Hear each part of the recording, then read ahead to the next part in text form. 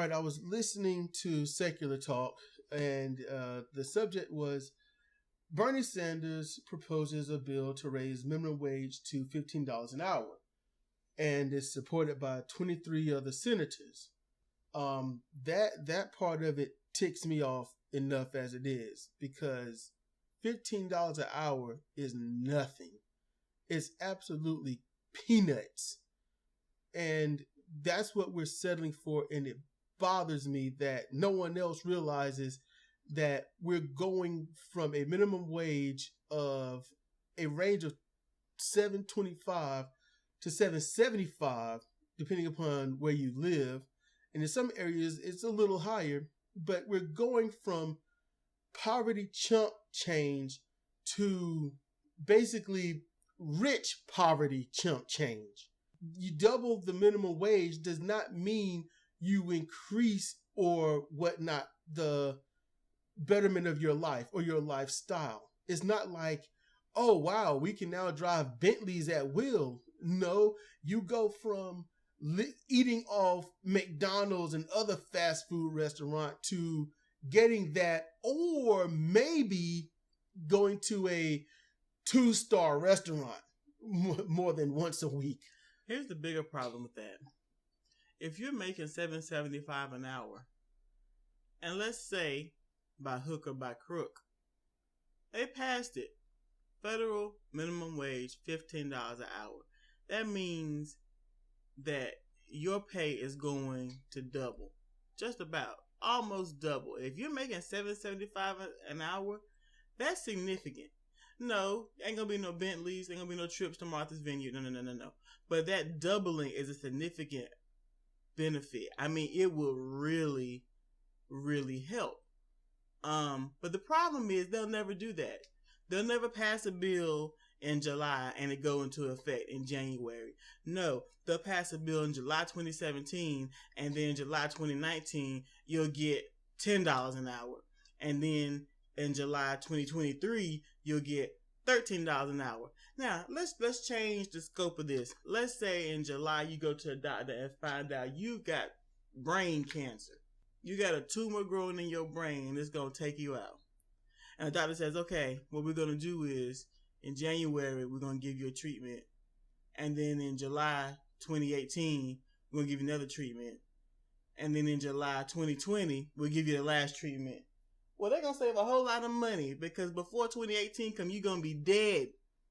The whole incremental shit that they do for government doesn't work. I don't need new roads in 2 years. We need new roads now. We don't need $15 an hour in 4 years. People need it now. It's not going to put the country where it should be, but it's going to pull a lot of people out the gutter and off public assistance, which is what Republicans are always fucking screaming about, because they don't want everybody living off their fucking dime.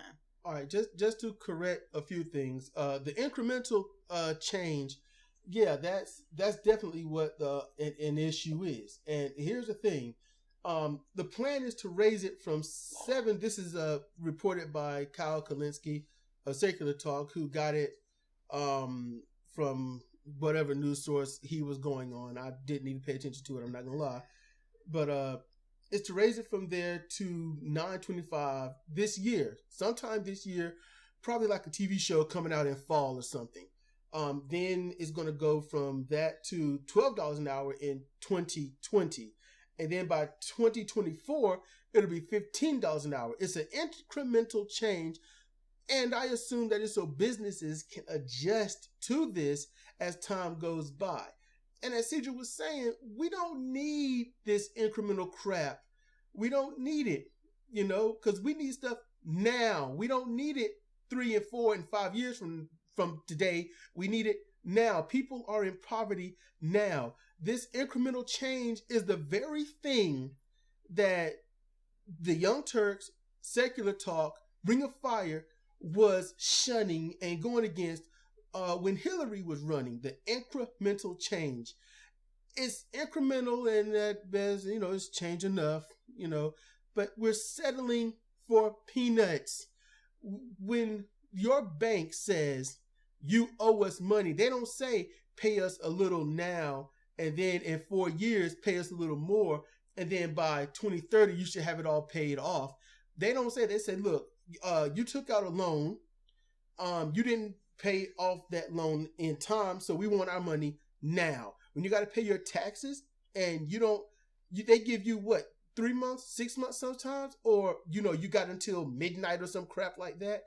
They want it now. When a business says, we reserve the right to change the rules of this contractual agreement at any time without due notice to you, because that's what's on everything you sign up for online, it can happen at will, and you won't know it until it's too late and you've been punished by the penalties that you did not meet.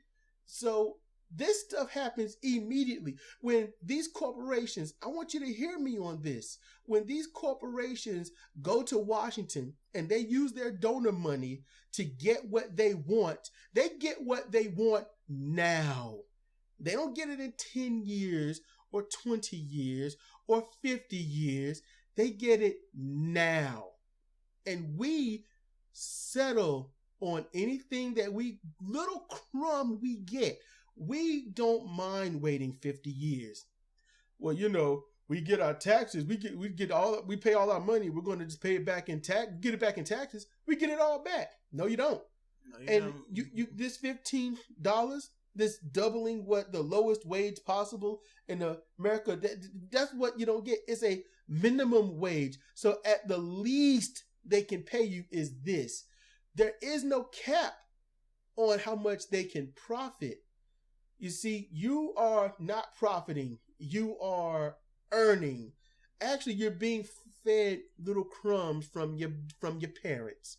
That's what's going on. The big corporations are your parents. You're the kid, and you're like, can I have $7 this hour? Is that okay?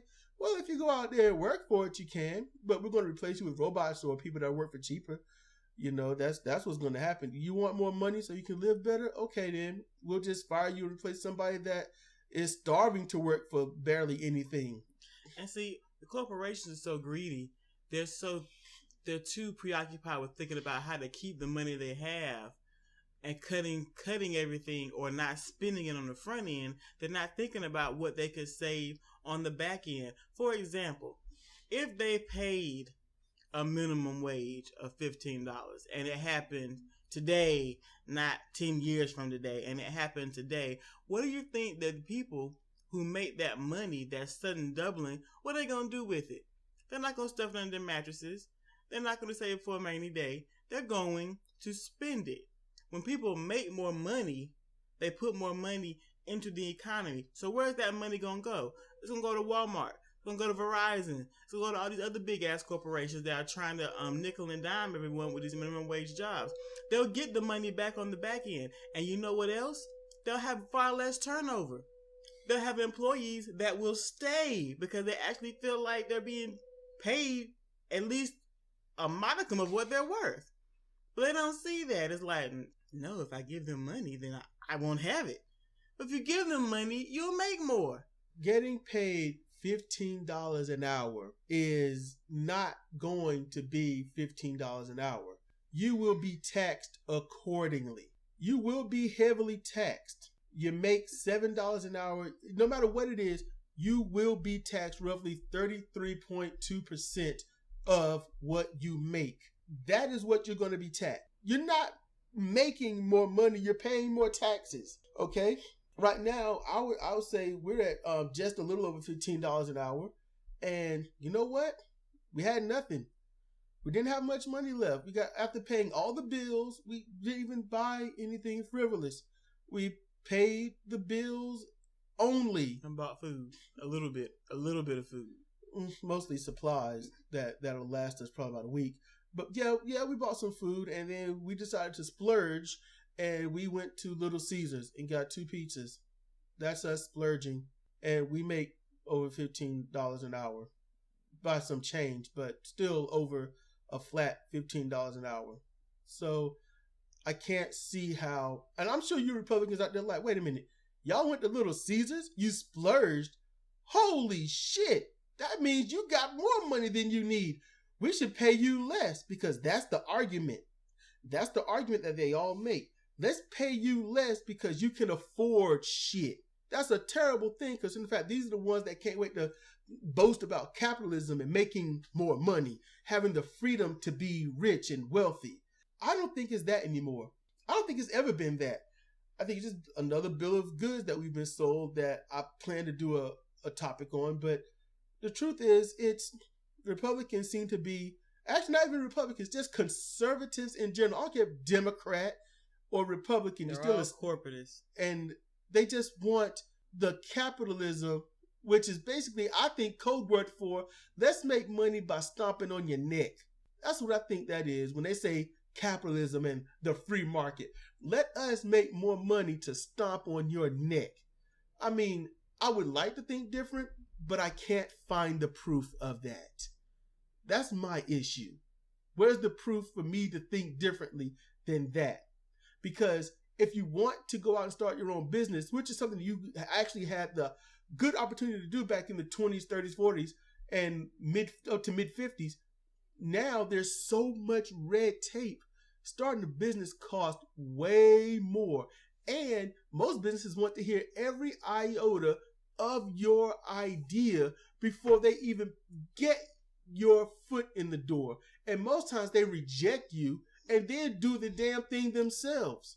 And people gripe about it. They try to do lawsuits, but they don't have the money to bring that to fruition and bring down these thieves. So that is my issue.